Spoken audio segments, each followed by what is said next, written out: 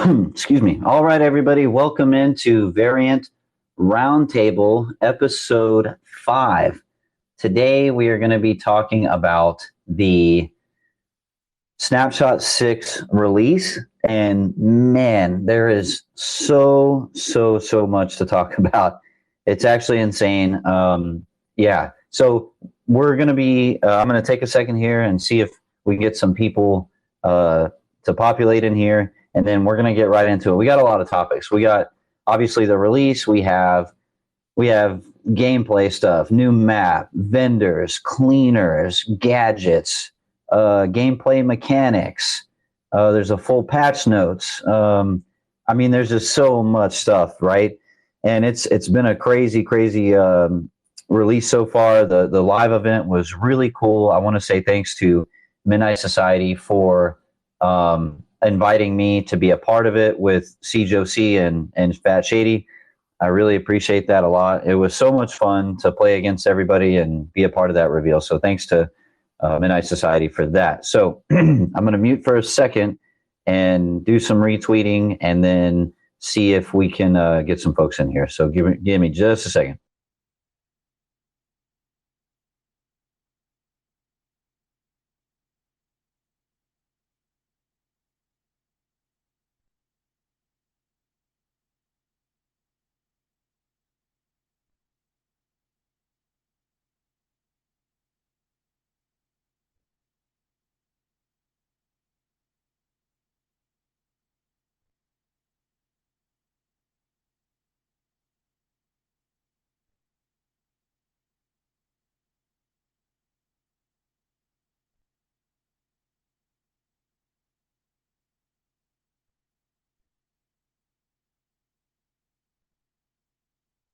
All right, so we got that tweet out, and like I said, we're gonna give it a second here to let some people populate and see if we can get some folks in here.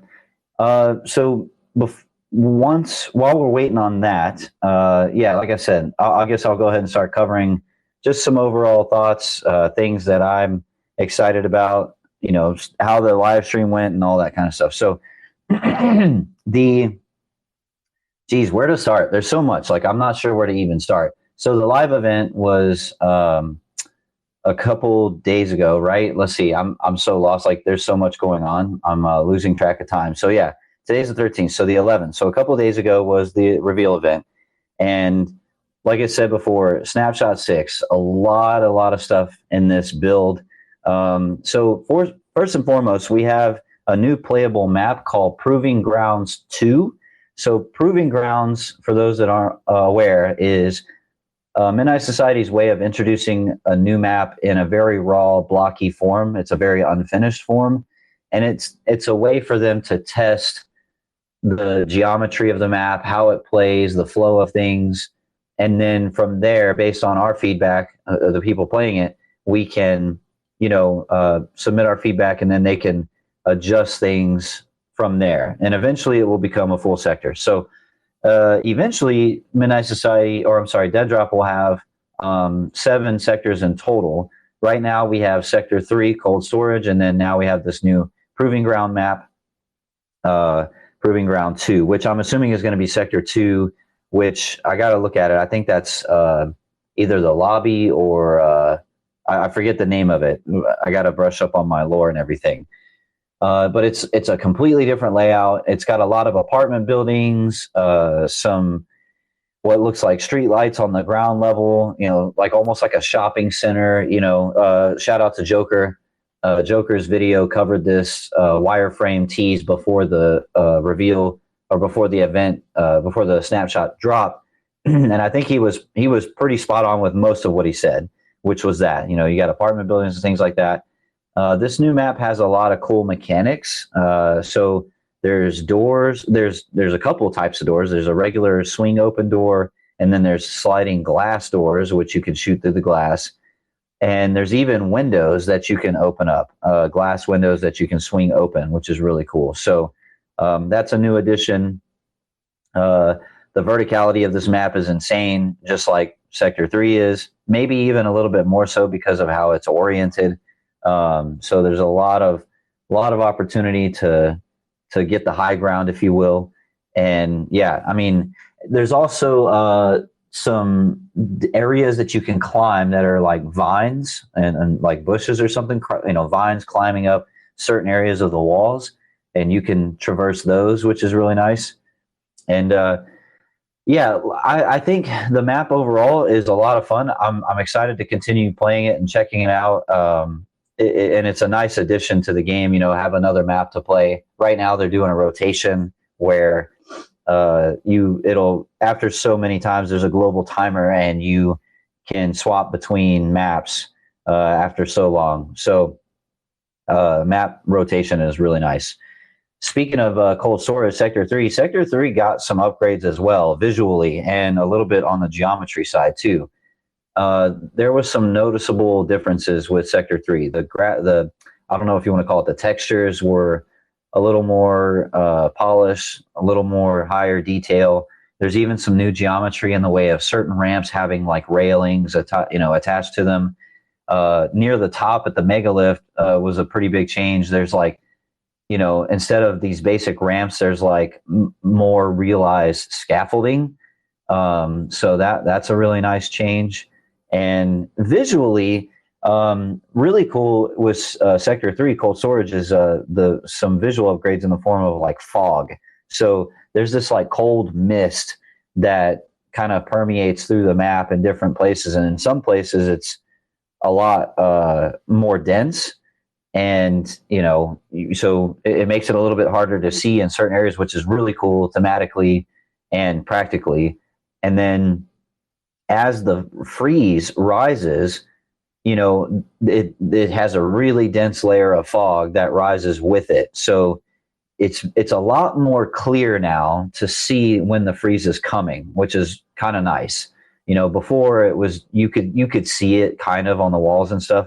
But now with this added layer of fog, it's way more noticeable, and you can see it from a distance no matter where you are, and you can kind of gauge like where the freeze is at. So I think from a visual information standpoint, that's a really addition addition to Sector 3. So really nice visual upgrades, and all around nice to see the evolution. And I don't for a second believe that that they're finished at all. I still think these maps are going to be have much more art added to them as time goes along. So let's talk about some of the new things gameplay wise. So we have quite a handful of things. One thing I'll start with is the when a player dies and they drop their bag, normally you would just have to loot the bag where it sits. Well, now you can actually pick the bag up. So I'm not sure what it is on keyboard and mouse, but on controller, you hit X or square to loot, right? You have to hold down that button to loot either a loot box or a bag. But on the bags, if you just tap the button, you can actually pick the bag up and move it around and bring it into a safe area, which is such a huge, awesome mechanic. A lot of a handful of modern shooters allow for this. I know the finals beta, they have a mechanic like this where you can get your buddies revive and move it around the map and stuff. So I really like that a lot. And it's really great because in Deadrop, when you start to loot, you become extremely vulnerable. Now the loot boxes are affixed, so those cannot be moved, but a player's loot bag absolutely can be moved now. And that's, again, such a really nice addition. So let's talk about gear and gadgets. There's been actually a handful of things added in this regard. So let's talk bandages and the health kit. So bandages are what we've had previously. They replenish 20 health, and you can carry them in stacks of 5. Well, now they've added a new health kit. So it looks like a bandage except it's green. And I forget how many seconds it takes when you use it. Maybe it's like 5 or 8 seconds or something. But I think it replenishes up to, what is it, like 50 health? I have my notes here. Forgive me. I want to say it was like 50 health. We can correct me if I'm wrong on that later. So, but nonetheless, it's a nice addition. You get a little bit more health out of it. It takes a little bit longer to use, which is normal, right? This is this is pretty normal in any modern, battle royale or anything like that. So not a new thing, but a nice welcome addition, right? That's the thing with Deadrop, right? There's a lot of things they're going to be implementing over time that are maybe not new to a first-person shooter or an extraction or BR, but this is a new game. It's still considered pre-alpha, super early, so they're going to continue to add these things. Already established items and as well as new items. So the health kit is really nice. The next one is the frag grenade. So again, pretty basic, right? A frag grenade's about in any shooter you could ask for. And the one in this game is a lot of fun. I will say the frag grenade and the smoke grenade, the way it works in Deadrop right now is if you tap the button, it'll just kind of drop it kind of really close in front of you. The only way you can throw it long distance is to ADS. So I would like to see that change where it's like in most games where, like, if I'm on controller and the right bumper is my grenade button, in most shooters I can just hold that button down to like aim and launch it farther, or just tap it to throw it. I would like to see them implement that versus having to ADS to throw it long distance. So that's something I would like to see change. Also, if I tap the button, and I would like to see a change where it doesn't fall directly at my feet, right? Because with the frag grenade, that's very dangerous. Myself and many other variants have fell victim to this. So that's something I'd like to see change. Looks like we got Fat Shady and Cyber in the roundtable here. So again, for anybody that's new to this, Variant Roundtable Twitter Spaces is you're welcome to request to speak. Everybody's voice can be heard here. We want to have that discussion and hear your opinions and thoughts on Snapshot 6. I'll keep an eye out if people request, and then I'll oh, here we go. Looks like Shady got requested. Let's get him up here. How you doing today, brother? Good. Can you guys hear me okay? Yeah. Go All ahead. right. What's going on? Well, I just wanted to something that I've seen like yesterday when we were playing, and also just this morning when I jumped on for a quick game before I left for work. And I want to get your thoughts on this too, but it seems like to me the spawn or the respawns for sins need to be addressed. Either I would even say they might need to be addressed sooner than the Snapshot 7, like maybe a patch, because I've seen a few videos going around of people, basically they kill someone and then their sin, whoever they killed, that sin spawns maybe, around the corner, and as they're looting, they just get destroyed. I want to know what your thoughts are, because I know we talked about it a little bit yesterday, and you were kind of torn, because I can see one side where you're like, man, I don't want to have to deal with a guy coming around the corner that I just killed. But at the same time, you also have to kind of figure that into your strategy of looting. And I think that's maybe one reason why they implemented the bag grab mechanic. But I just wanted to see what your thoughts were on that. Yeah, no, that's a really good thing. That's a really good topic. And yeah, what you said, me personally, I am torn, because if there's one thing in any shooter that is really kind of annoying is like just what I call waking up dead. So like you spawn in and someone's just right there, and maybe they, expect you to be there because they know the spawns on the map. Well, I really think the way this is implemented right now is going to create that scenario where people understand intuitively, and they're going to figure it out real fast, that if I kill somebody, they're going to spawn within 20 feet of where they just died. And I think that's going to be problematic. And the reason I say I'm torn is because what's the alternative, right? That I just like go back to what it was before, where I spawn. Maybe I spawn on the other side of the map away from my team. That's also not really advantageous, right? So I think it's a good topic. I think it's something that the community is going to really voice their opinions on, and the developers are really going to have to look at that. But as is with any work in progress game, they're going to implement features and things and mechanics, and it's not about are they right or wrong. It's about let's just try a thing, and then based on community feedback, we can dial things in. And I think this is going to be a direct example of that, in my opinion. I think if I'm guessing, if my money says that the majority of the community will probably want this adjusted, and I would lean more on the side of that too, because if if I know that someone's going to spawn in immediately after I kill them within 20 feet, like it almost it kind of, I don't want to say it's unfair, but like if I can start to predict spawns, that's not good, right? So that's kind of my Well, opinion. yeah, and definitely there has to be a balance, right? Because if you die in game, I mean, I do really want the chance to get my stuff back.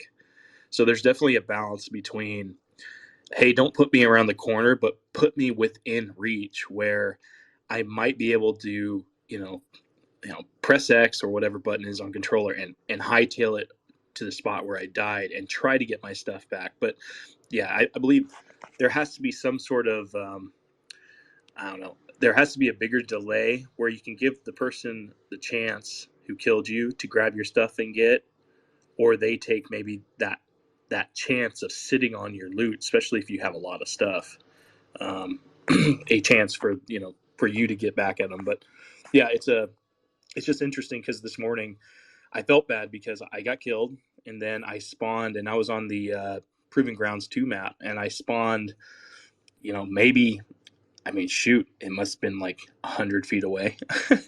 And the poor guy was sitting there and he was looting and, I just ran up on him and killed him.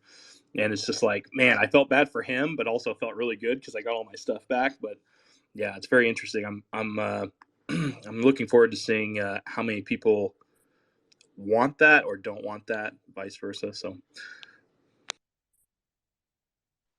Yeah, currently it seems like there's, with being able to pick up a bag, it seems like it's like and I guess this is kind of outside of, what they decide to do with spawns, but like, being able to pick up a bag really creates this interesting team dynamic where you say, hey, we go in as a team with the understanding with each other to help each other out that like, yo, if I die, grab my bag and scurry it away so I can come back and grab it, right? That's an interesting idea for a team mechanic because if you think about it that way. Of course, I don't think everybody will do it that way, but the option is there now because of that mechanic. So like if me, you, and Siege roll up and we all have each other's back, so we know if someone dies, oh, like if we have an opportunity, I need to grab his bag and bring it aside for him because he's going to be right back here in a second. I think that's really cool, right? That can be for some interesting team play. yeah, the that's probably my favorite mechanic right now is the picking up the bag mechanic. I mean, there's a lot of different things. There's the zip line thruster, which I believe it or not, I've actually not used the zip line thruster. I think once I've seen people use it, but I've never used it. I've never been in a position where I need to use it. But definitely picking up the bag. I've done that just running solos. I've done that so many times. I mean, it is so helpful, and it's not only helps when you have the close spawns too, and maybe that's why they implemented it. Maybe they were thinking about this, but the idea of killing somebody real quick, grabbing their bag, and just hightailing it to a different corner where they might not be able to find you and looting real quick, I think is just, yeah, whoever's idea that was, that's 100%. That's a great idea.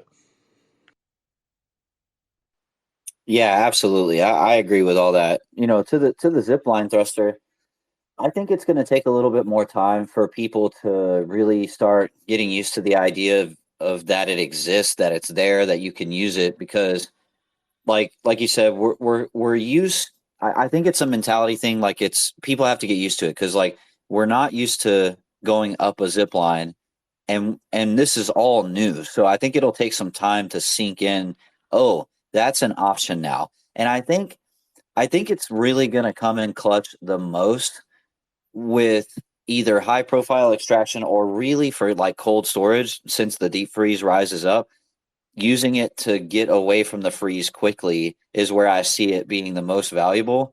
Now, that's not the only use case, of course. I think a lot of people will use them to get sick plays and this and that, or like you said, like I said, some kind of really clutch extraction moment or something. But what I definitely don't want it to go away. I hope it stays in the game because every map is apparently going to have zip lines. Every map's going to play different. Every map's going to have different shutdown mechanics.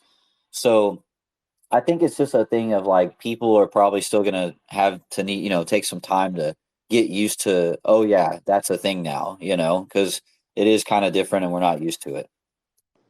Yeah, the I think there's so many things that they're going to be implementing here that because Doc talked about it on this stream yesterday. Just the different. He was. It was funny. He was talking to Tim about it because he was like, the zip line thruster, and Tim was like, but Doc explained it in such a way. It's like, no, but if you do this, that, and the other, really opening up Tim's mind to the creativity you can have with the different gadgets, and I think that's if you think about it from that standpoint, from a standpoint of what can this gadget do for me in this moment, then you're going to have a lot more fun with it. And you see some players that are not, and this goes for me. I'm not as creative as, let's say, some of these other guys that have played a lot. In terms of like, I don't know, using the environment to their advantage. Like I'm still learning that, but definitely, I really look forward to seeing more specific gadgets for different uses on the looting ground. But yeah, it's really exciting to see that they're taking steps towards a lot of things that we've asked for. Like I think a lot of people asked for like a way to get up zip lines a lot faster. So it's really awesome that they're taking our feedback and really implementing it. So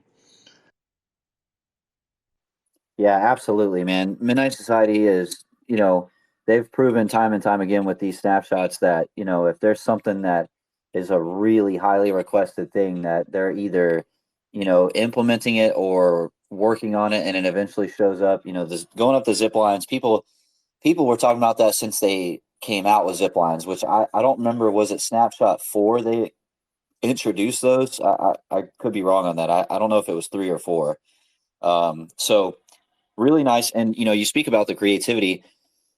What I really love about Deadrop and it being a vertical extraction shooter, which is technically a new genre, is it really does offer something a lot of games don't, and that's the word, the creativity. Like from a player standpoint, you have so much more to think about with the verticality of it, and in any shooter, you know, thinking like the thought of like, I really need to be able to remember to look up 8 stories or down 8 stories because there might be a threat in literally any direction, no matter how far, is a really interesting premise. And then you start talking about using the geometry to your advantage, like all these offices and really tight corridors and shipping containers and all these things, and then you add the different verticalities to it, and then you start talking about traversal, right? Like, you know I agree, and I'm not surprised Doc kind of had to explain that to Tim,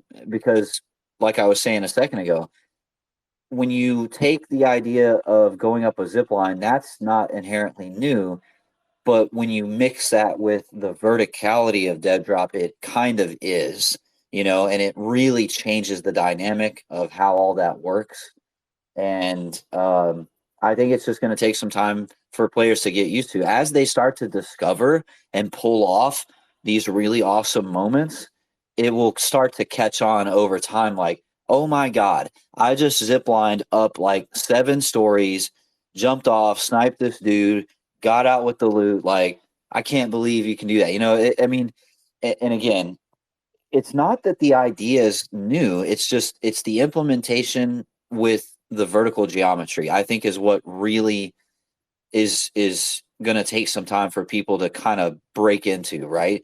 And I am very excited about that. And then, whatever gadgets they come out with, I will say that, a grappling hook is something else. I wouldn't be surprised if that's the next gadget we see for mobility, because I even did a poll on Twitter, and like that was the most highly requested one. So I think that'll be really cool. Shots Will Fire is in the chat, and feel free to request to speak anytime. We're just talking about gadgets and new stuff. We are going to move on to some other topics. So as far as gadgets, so I talked about the health kit a little bit, pretty straightforward. There's also this new adrenaline spray. So the adrenaline spray, basically you it's like looks like a gas mask. You pull it out, you take a whiff, and then it doesn't give you health, but it gives you damage negation and increased movement speed for a limited time, which is really cool. So like in Deadrop, you have your regular movement speed while you're holding a weapon, and then if you stow your weapon, you can run faster. Well, then you take the you hit the sauce, as I call it. You hit the adrenaline spray, and dude, you are cooking. You are cooking. You are moving. It's. I mean, it's so fast. So that's going to also create some really interesting scenarios. I'm still waiting to find out if it will help negate a one-shot sniper, because right now in Deadrop, even if you have a heavy helmet on, you won't survive a headshot. But if you have the adrenaline spray and the damage negation, I'm really curious. Like if you have a heavy vest or a heavy helmet and you take a hit of the sauce, can you negate the one shot sniper? I'm really, really curious about that. So that was really cool. What do we have? We have the backpack, we had the zipline thruster frag, health spray, or adrenaline spray, health kit. I think that's kind of it for new equipment. I don't think I'm missing anything. What else do we got here on my list?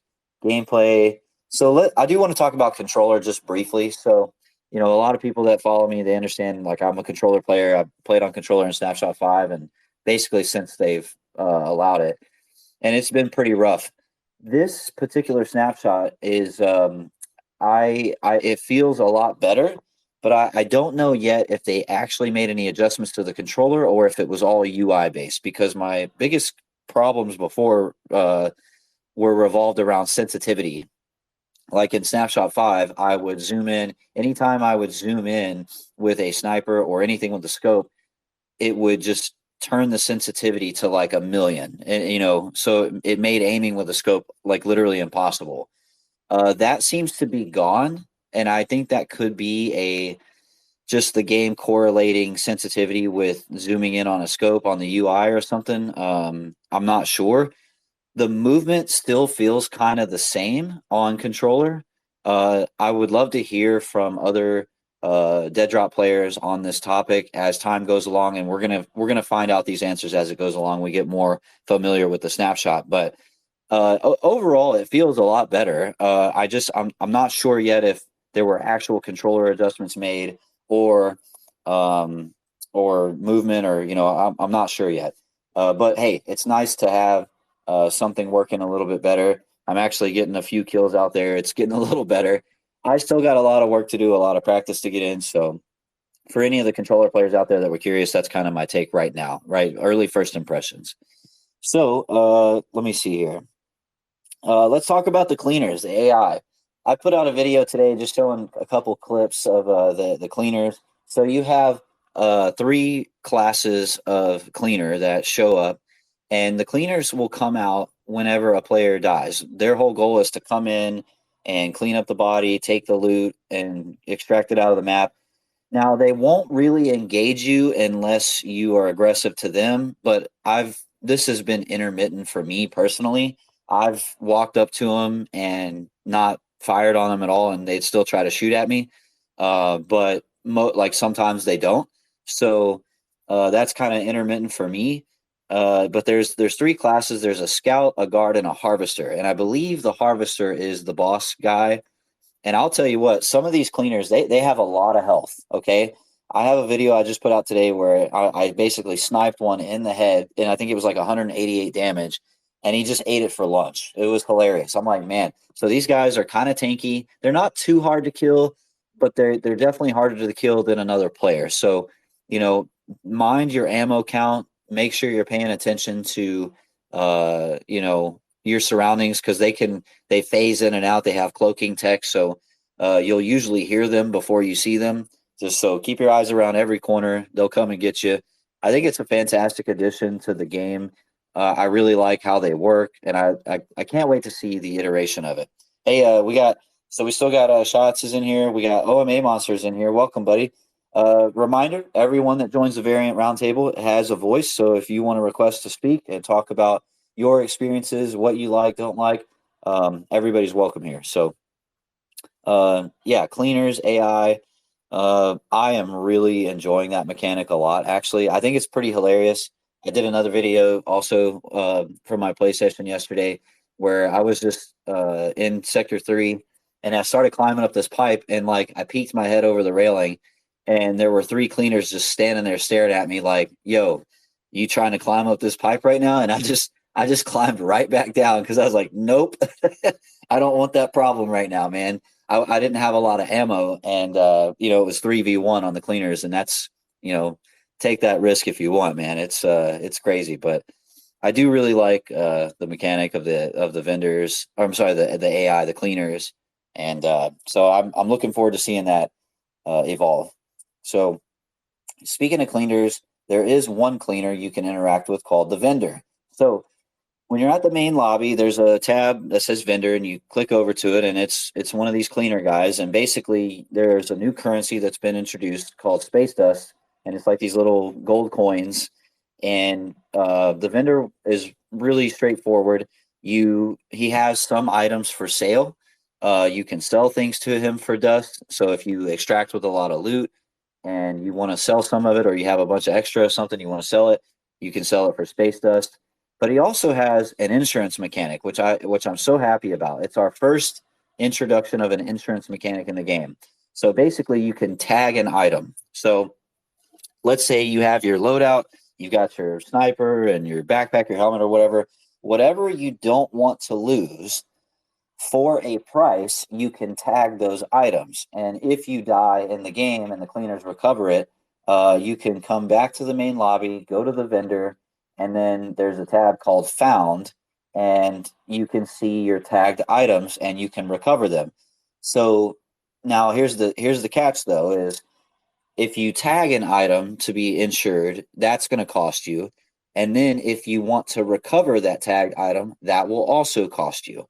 The fees so far have been kind of minimal. I want to say like in the 200 range. Again, I haven't had a whole lot of playtime yet, so I don't know all the numbers definitively and what costs what. I will say that higher profile items definitely cost a lot more to recover, like the sniper. I think the sniper for me yesterday cost about a little over 1,300 dust to recover, which I was like, no way, because I already had a bunch anyway. And then different items have different sell values too. I know that my variant tag was only like worth 50 dust, so yay. But like we found out the obelisk, which is a really interesting item, that right now seems to be the most expensive item. So if you find an obelisk in the world, then that is worth 1,000 dust. So that is worth a boatload. I highly recommend people trying to pick those up. Looks like Shots requested. Let's get him up here. All right, Shots, what's going on, brother? How are you? Good, good. What do you got for us today? You're talking about the vendor and his pricing and everything like that. And I don't know if you were aware of this. I didn't hear you mention it, but I have confirmation from Spaceman, who was talking with a lot of the devs during the meet and greet, that the prices at the vendor actually scale based on how much you have in your stash and how much dust you currently have. So if you are a decked out player with a bunch of stuff and a bunch of space dust, everything from the vendor is going to be more expensive. And if you happen to go on like a streak of bad runs in the game where you just lose everything, his prices are going to progressively go down to make it easier for you to get gear and get back into the game. That's a fantastic bit of information. Thanks for that. And shout out to Spaceman. Spaceman is kind of our local resident lore master. He's been doing a really good job keeping up with all the information. And, the Shots mentioned, hey, OMA requested. I'm going to get you up here in just a second, brother. The Midnight Society devs did a meet and greet in Discord. It was going on kind of during the time of like right after the live event, but I missed out on that because my team and I were basically playing the whole time. So thanks to Spaceman and Shots for that information. So let's get OMA up here. All right, OMA, it's all yours. What's going on, buddy?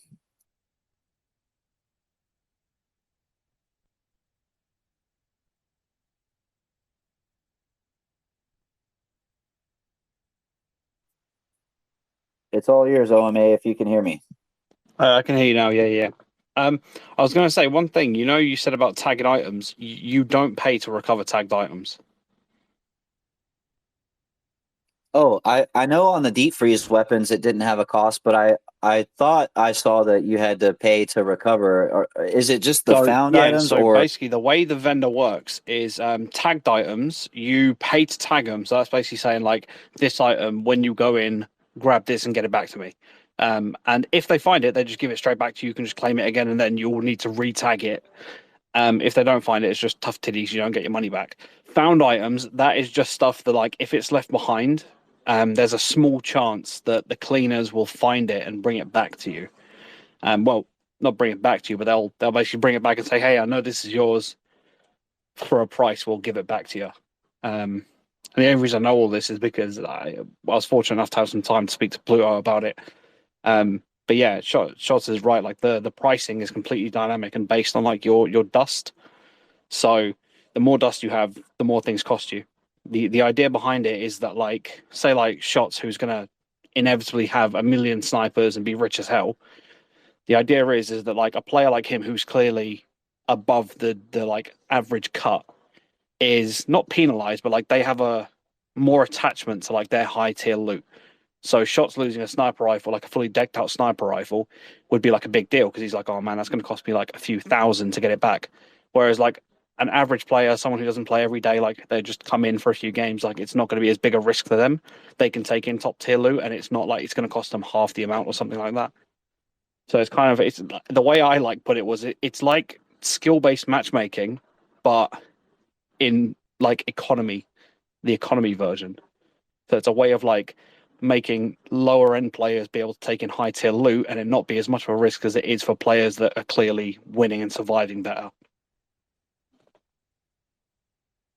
Yeah. Hey, thanks for that clarification. Again, folks, like, you know, like, I was wondering about that because on the tagged items. So it's nice to know. Okay, so you paid a tag, and then that's kind of it. You know, you lose it, you'll just get it back. You already paid. You already paid for your dry cleaning, so you're good.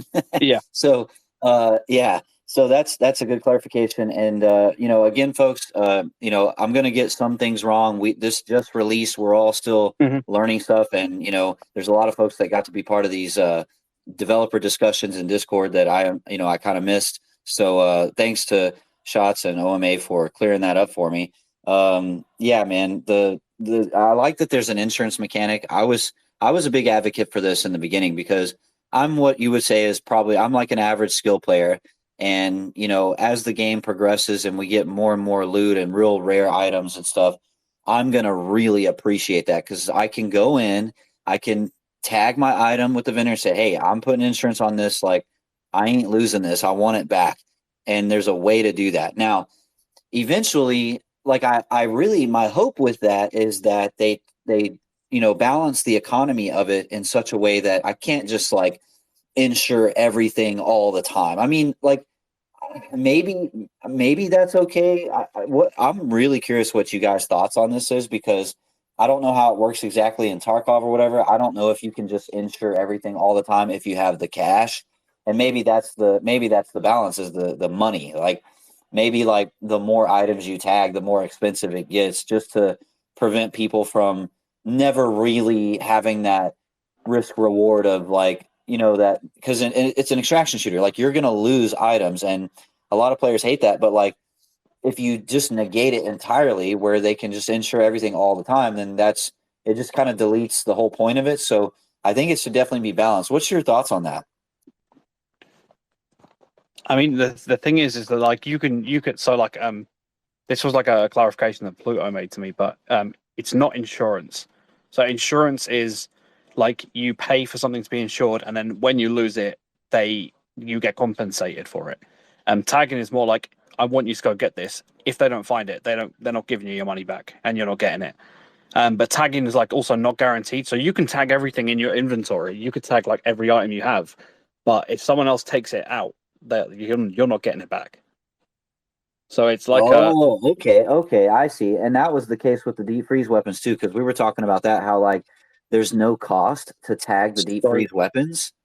Apparently there's no cost for deep freeze because they are going to be like, obviously they're not standard loot. So I think they're supposed to be in like a different class of weapon, like in a higher tier of weapon.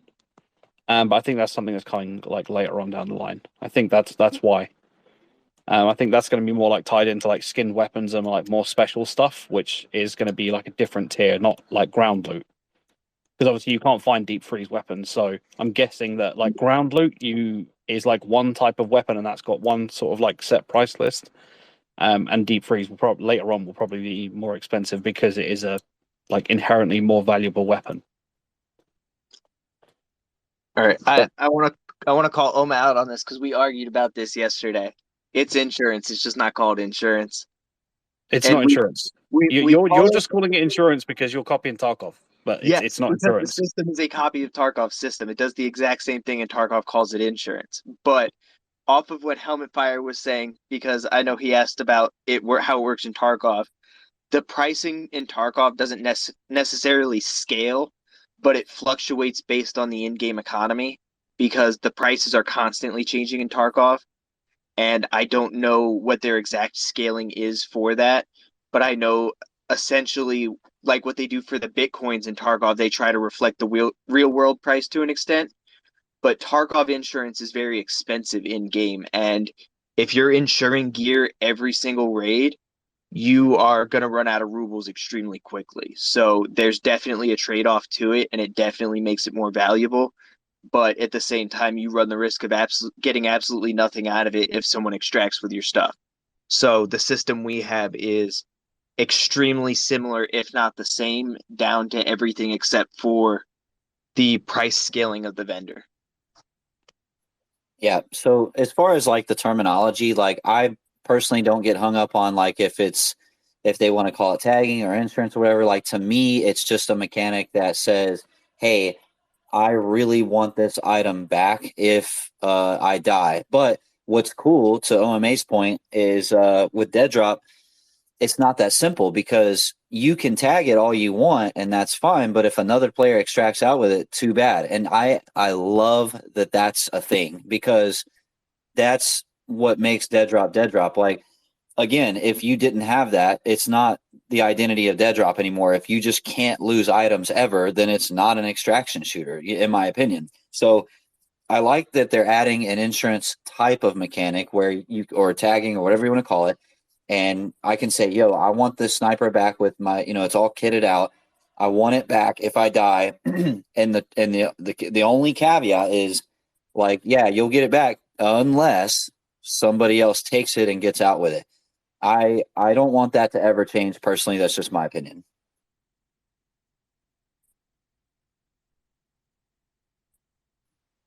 So let's see. What else? I haven't had a chance. I'm gonna do a video on this, but I haven't had a chance to look at the patch notes as far as like the weapon meta. They made a whole ton of changes. So I don't think they actually added any new weapons. They just made some visual changes, some animation additions. And I know the stats, like the weapon meta itself, has changed substantially.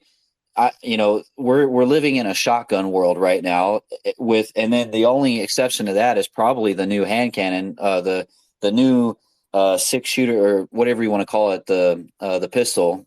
I call it a hand cannon. I'm not sure what the official name is, but they have made a massive upgrade to that gun. That thing will 2-tap, and if you add some stuff, there's ways to deck it out where you can get a 2-tap out of it. Shout out to Henry, one of the developers at Midnight Society. He does a lot of the animations. Bro, the animations on a lot of these guns now, especially the hand cannon, are so awesome, man. I'm really liking the upgrades in that department. So again, shout out to Henry for that. And shout out to the rest of the devs dealing with weapons. I think Brandon Mays is one of the other weapon guys, and they all have done some really fun work. What do you guys, OMA or Shots, like? What's y'all's experience with the weapon meta been thus far? You know, I've played a bit, but I'm not even close to really getting a feel for it. What do you guys have any input? So as far as the weapon meta goes right now, I mean, the sniper is still great. I think it's exactly where it should be. Maybe the body shot damage needs to be tuned down a little bit, but the adrenaline absolutely, it's insane, the damage reduction on it. And then the AR is such a much more viable weapon now than it was before. I mean, personally, it outperforms the LMG for me on every level. If I have a choice between the AR and LMG, I'm taking the AR every time. And the new heavy pistol is such a fun gun to use. It may need to be tuned further a little bit, but at the same time, it's a gun that's supposed to hit hard. So I think the trade-off is the distance you can use it at. Up close, it hits like a truck, but from a distance, it's going to take a few shots to take someone down. Other than that, I mean, the pump shotgun right now is insane. You can be one tapped with it, full heavy armor and everything. It's the new double barrel, and it's Wow. 10 times better than the double barrel was. So there's a lot of people running around with the pump shotgun right now. The auto shotgun has an issue as well where you can actually fire it like rapid fire without using full auto. If you're firing it like you would a DMR where you're just rapidly clicking, or for controller rapidly pulling the trigger, it shoots faster that than it does when it's just being held down as if it's actually a full auto. So that's something that's going to need to be tweaked. So I mean, the meta has shaken up quite a bit from where it was in Snapshot 5, as well as like now hip firing is not the way to go in gunfights. Even with like the SMG, for example, you can get away with hip fire, but ADSing is the way to go now. That's absolutely nuts, man. Hey, do you happen to know, do we have confirmation yet if I'm wearing full heavy gear and I take a whiff of the sauce, the adrenaline spray, will that negate a one-shot headshot sniper? Does anybody know that yet? It does negate it. As far as I can tell, unless the sniper has a weapon mod on it. From what I've seen, a headshot is negated by the adrenaline. As well as, wow, there we go. Okay, this is what I was hoping for, right? I know one-shot snipers is one of the most controversial topics. I don't want to dive into that right now. Trust me, folks, if y'all want to discuss that, there's plenty of places for it, and it's good discussion. I really like it, but I'm on the side of like the fantasy of running a sniper is the one-shot headshot, right? So I think that it should exist, but I also my 2 cents on it was like, if I'm wearing like full heavy gear, like a heavy helmet, and I get a headshot, like it doesn't kill me, but it brings me down to like 1 HP or something. Like that's the scenario I would advocate for, because it leaves it open to where you're not going to get headshot all the time. Like there's an opportunity to negate it somehow, but it's still going to put you at extreme risk. And this with the adrenaline spray is really interesting because now we have that mechanic, right? Because right now, if you wear a heavy helmet, it doesn't matter, you're going to die. But at least with the adrenaline spray, boom, you might survive it. And then there's a counter to it, the weapon mod, right? So, you take into account, like, I think it appeases both sides. I really, really like this a lot. So there's one more thing I want to point out the meta, and it comes down to the weapon mods. If you actually find one in game, and I was lucky enough to find 3 in one match, they're spawning a lot more now. But they took off all negative effects from the weapon mod. When you hover over it in your stash, it is strictly positive effects on the gun, and it makes them an absolute beast to handle. And they're a lot of fun, and you can tear right through opponents. I remember yesterday, I was playing with my squad. I believe it was Kubi and So Lucky at the time. And we were in control, and they had both gone down, and I was in a 1v4 fight with a weapon mod on an SMG, and I shredded everybody there. So the weapon mod is insane now. Yeah, that's crazy. And I did see the flavor text on that, and it said there's no bullet drop either. So if you're running a sniper and you want to go long distance, all you do is line up the shot and pull the trigger, and they're gone because there's no bullet drop, which is, to me, the weapon mod sounds ridiculously OP, but I'm kind of personally conflicted on, like, should it be that way and stay in the game?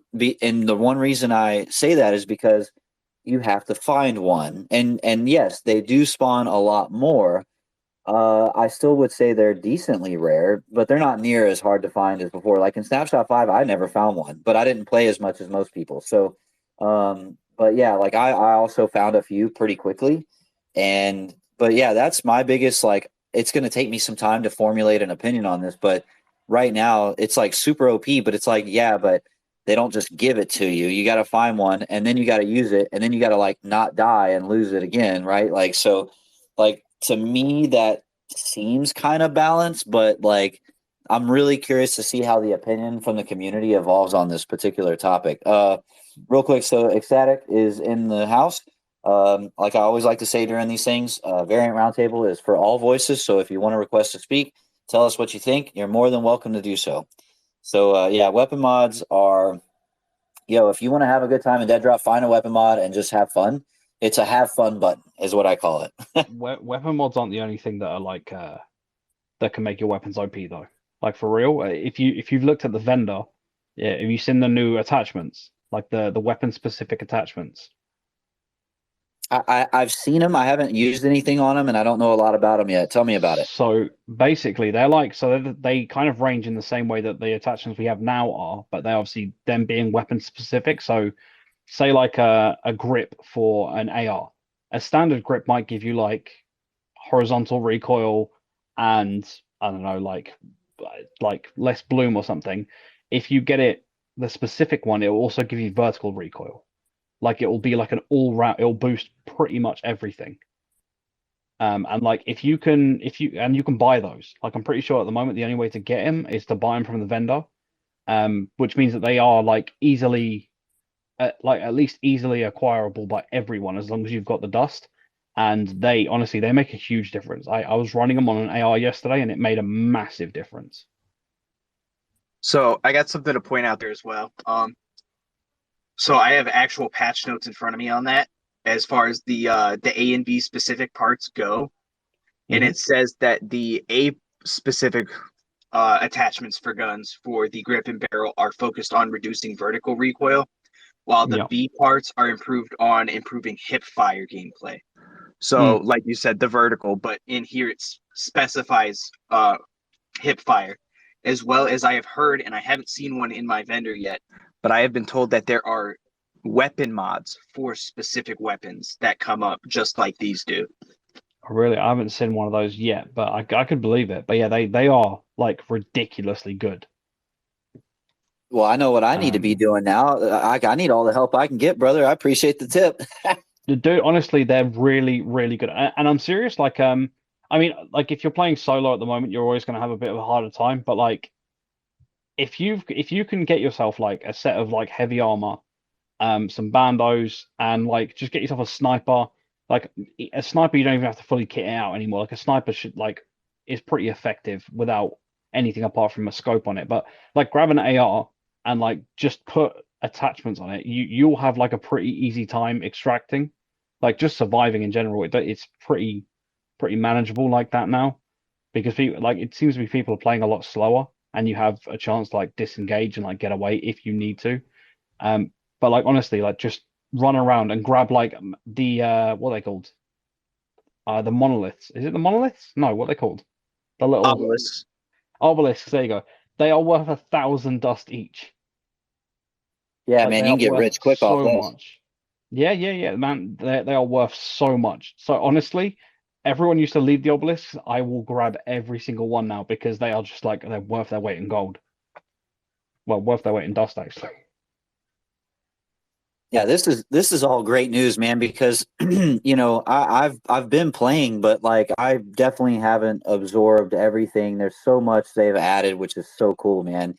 And so this has all been really helpful information, especially for if you're a casual player or an average player like me, and you want a little bit of an edge, man. Try to find those weapon mods. Go to the vendor, buy the weapon specific stuff.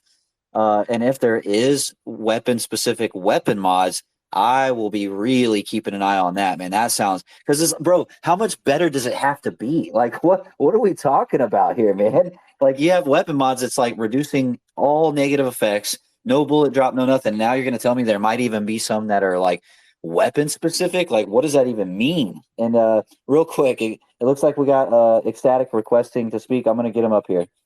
Hold on. Let's go ahead. All right, Ecstatic, what's going on?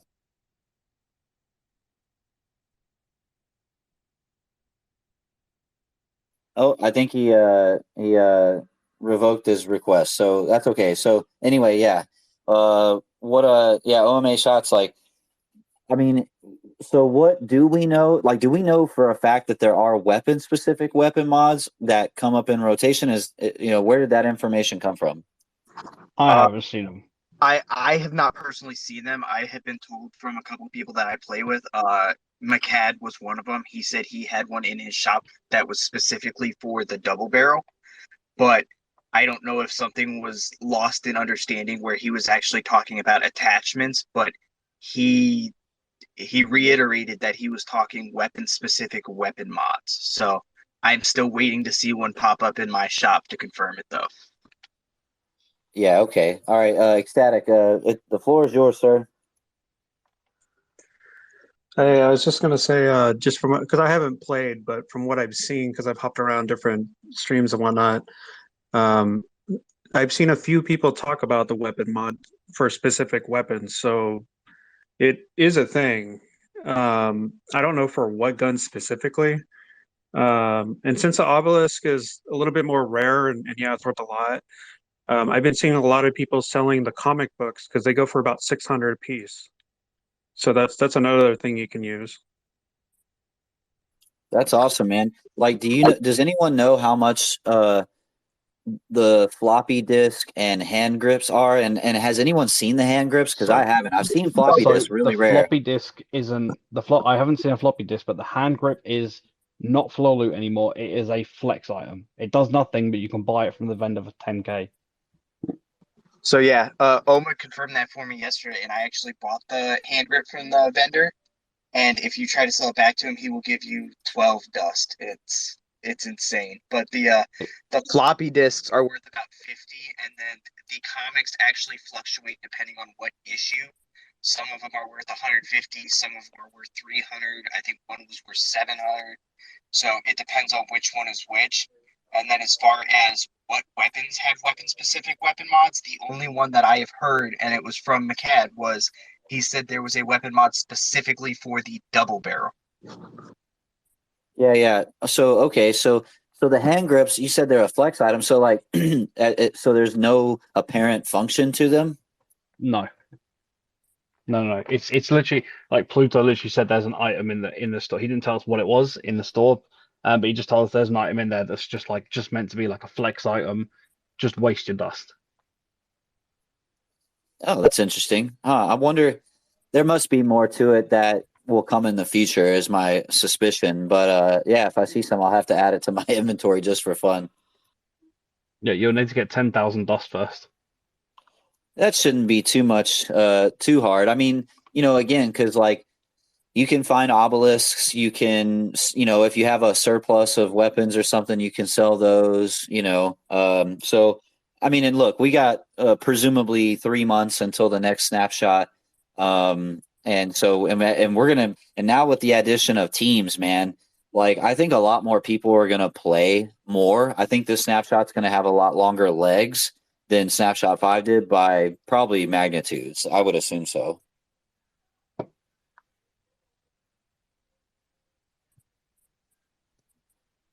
So, anyway, so before we get out of here, are there any other things you got while I have you all here? What are some of your favorite things you're noticing? What what ways are you having fun with the new build? Like, tell me what you guys are really loving so far. OMA or shots or ecstatic or whatever y'all, whoever wants to go.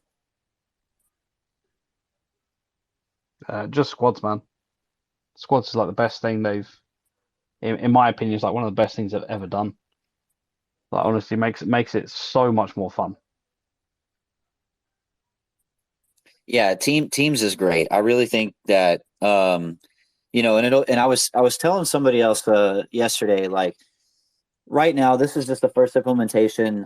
I imagine later down the road they're gonna have, do a like separate playlist for if you want to queue up with just twos or fours or threes or whatever else. But like it's so early that I could see why they just put it all on the same server because, there's not enough player base yet, right? It would split up the player base too much if they did it this early. So so you can queue in by yourself with 2 people or 3 people.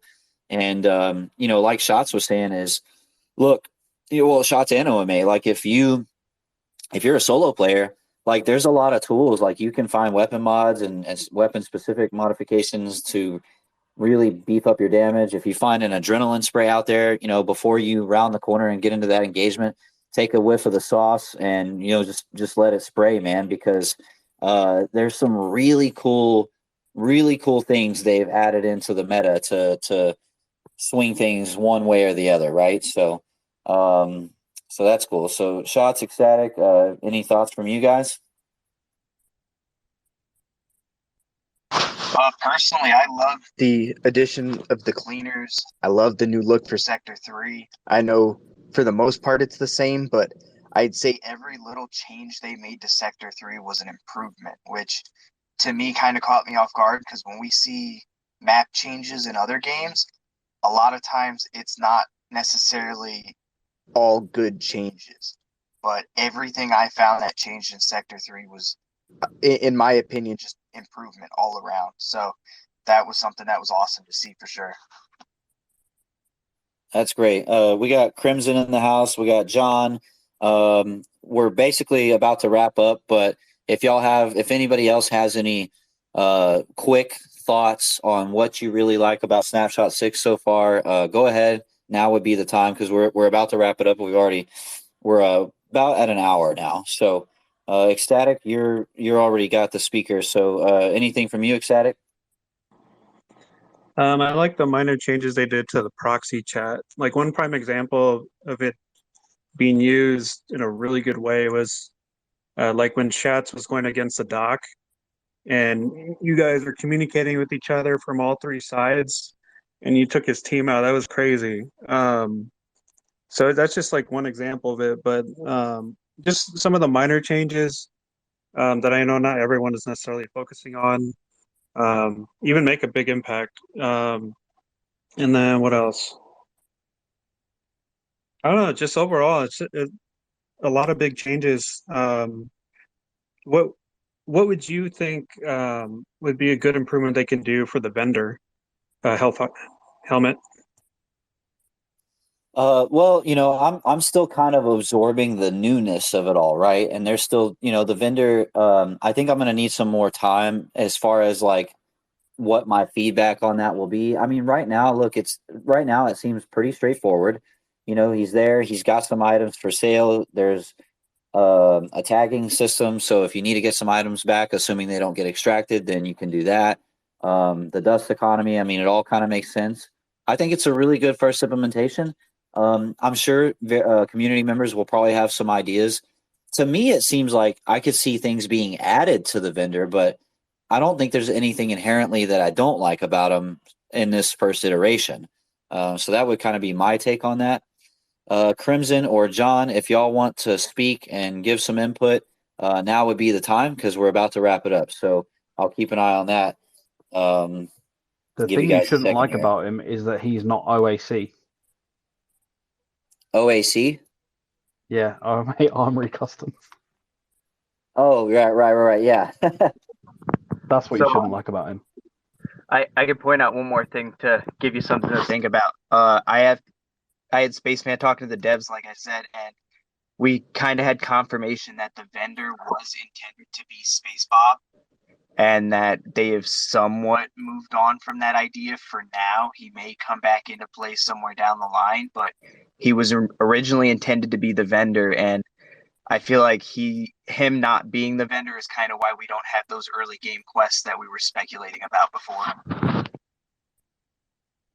Yeah, I to me it seems like that all sounds pretty accurate because they were teasing him a lot.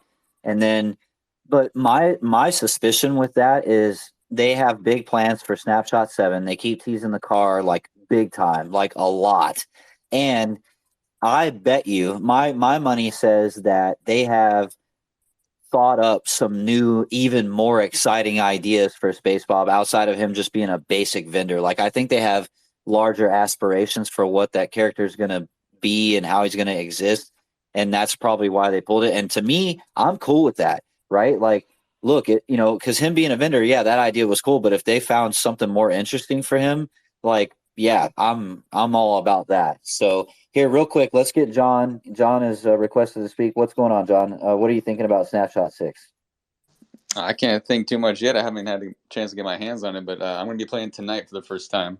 Been busy the last couple of days. I was just curious if for you guys who have been playing it so far, the squad chat, is it a prox chat for the squad as well? Or is it just like Discord but in the game? Because I feel like most people would just use Discord for their squad. So are you finding that you're using keybinds for the in-game squad chat versus just using Discord?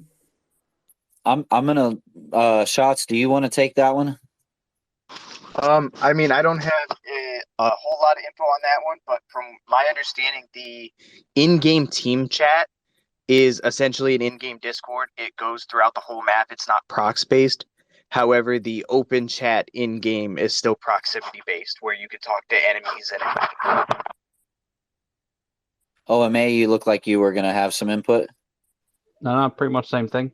But to be honest, the only thing I would say is that having like the past times, past few days I've played with like Shots and MCAD, being in Discord, you kind of wanna turn off, like you kill the whole idea of prox chat for yourself with the new system, because you're gonna like echo through your teammates and like they're gonna hear you twice, because obviously being in Discord and being in prox chat, it's kind of annoying. But it's also like, yeah, as Shot said, like the team chat is throughout the whole map, and if you want to do it as push to talk, it's on a separate button to prox chat, so you can manage them individually, or you can have like team chat as voice activated and prox chat on push to talk, so they work independently. But yeah, so it is there. And Discord, if you're in Discord, it kind of makes it annoying because you end up turning them both off, which I feel like takes a lot away from Deadrop, because obviously prox chat is like a really fun thing about it. But at least it is there, and you can use it the same as you would Discord. Gotcha. Okay. Thanks, guys. Yeah. So like I'm on controller, and I was using Discord with my team, and basically I just turned off everything except like prox chat push to talk. As far as like if I wanted to talk to enemies, I set that to push to talk. So if you're just asking about Deadrop and what it offers for proximity chat and team chat and stuff, like let's move Discord aside. They've actually added any kind of combination you'd want, because you can activate team and prox, but they both work independently of each other and can be activated as push to talk. So and that is a really welcome addition. But like OMA was saying, if you're really just accustomed to running Discord, then you're gonna basically want to disable almost everything so you don't get that echo,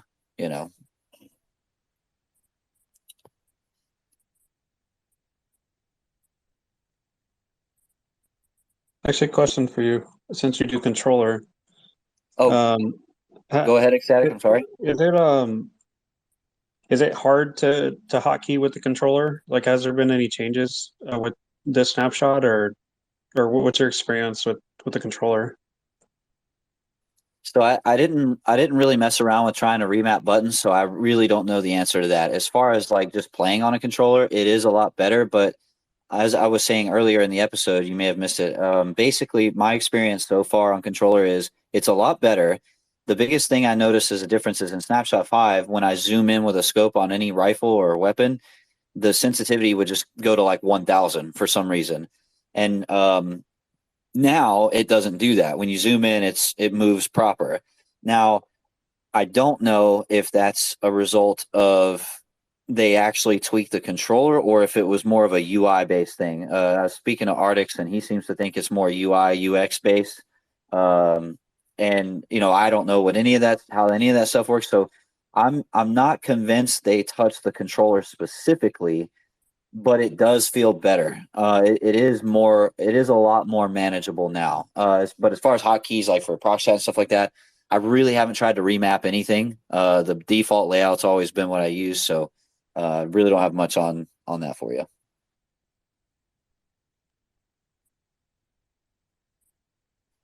All right, well, I'm going to go ahead and call it there. So yeah, because we're well over an hour. I know some people were just joining in.